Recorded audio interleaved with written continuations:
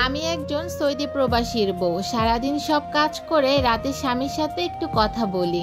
সেদিন রাতে স্বামী আমার বারবার কল দিচ্ছিল, এদিকে ননদরা আসছে তাদের জামাই নিয়ে। এত কাজ করতে করতে কথাই বলতে পারছিলাম না। হঠাৎ একটা মেসেজ দিল, বউরে আমার মনে হয় আর দেশে ফেরা হবে না, আমার শরীরটা খুব খারাপ। পাগলের মতো কল ব্যাক করলাম। ভিডিও কলে তার মুখটা দেখে ভেতরটা কেঁপে উঠলো। আমার স্বামীর নাক দিয়ে রক্ত পড়ছে ফোটায় ফোটায়। আমার স্বামীর কষ্টের টাকায় এত আয়োজন, অথচ সে মানুষটার এই অবস্থা দেখে চিৎকার করে বললাম, তোমার নাকে রক্ত কেন, কি হয়েছে তোমার? সে কোনো মতে বলল, আজ বিল্ডিং এ কাজ করতে গিয়ে পড়ে গিয়েছিলাম রে বউ, কেউ দেখেওনি, খোঁজও নেয়নি। হঠাৎ হুঁশ ফিরে দেখি আমি ইটের উপরে পড়ে আছি, কোমরে বুকে অসহ্য ব্যথা। কোনো মতে একটু ডাকাডাকি করলাম, কয়েকজন এসে আমাকে হসপিটালে নিল। ডান পাজরে 4টা হাড় ভেঙে গেছে, অনেক টাকা লাগবে চিকিৎসায়। এখন তো মাসের শেষ, সব টাকা বাড়িতে পাঠালাম। আমি কাঁদতে কাঁদতে বললাম, তুমি আগে চিকিৎসা করাও, আমি আমার সব সোনাদানা বিক্রি করে হলেও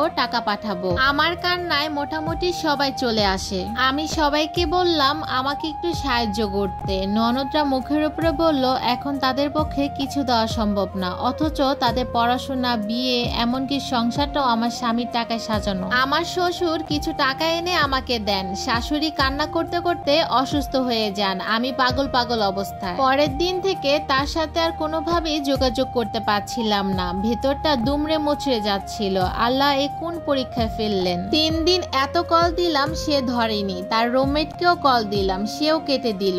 এমন পরিস্থিতিতে একটা প্রবাসীর বউর মন কেমন হতে পারে কিভাবে বুঝাবো? ননদরা চলে গেল, আমার সন্তানকে বুকে চেপে কেঁদে চলছি। 7 দিন পর তার রুমমেটের কল, ভাবি, এ কথাটা বলে ওপার থেকে কান্নার আওয়াজ এলো। আমি বললাম, কি হয়েছে ভাইয়া, এত কল দিলাম ধরলেন না, আমার স্বামী কোথায়? তখন সে বলল, ভাবি সে আর নেই। আমি চিৎকার করে বললাম, নেই মানে কি? তখন সে বলল, আমরা অনেক চেষ্টা করেছি, কিন্তু তখন অনেক লেট হয়ে গিয়েছে, ভিতরে রক্ত জমে গিয়েছিল, আমরা পারলাম না তাকে বাঁচাতে। আপনি কল দিয়েছিলেন, ধরিনি, শুধু কেঁদেছি সবাই। ধরে কি বলবো আপনাকে? আমরা তো মানুষটাকে বাঁচাতে পারলাম না। একসাথে বিদেশের মাটিতে কাজ করছিলাম, কত স্বপ্ন ছিল একসাথে দেশে যাব, কিন্তু নিয়তি চাইনি। সে মৃত্যুর আগে আপনার জন্য একটা সোনার হার আর তার সন্তানের জন্য তিল তিল করে টাকা জমিয়ে কিছু উপহার রেখে গেছে। দেশে লাশ পাঠানোর ব্যবস্থা চলছে, সামনের সপ্তাহে চলে যাবে।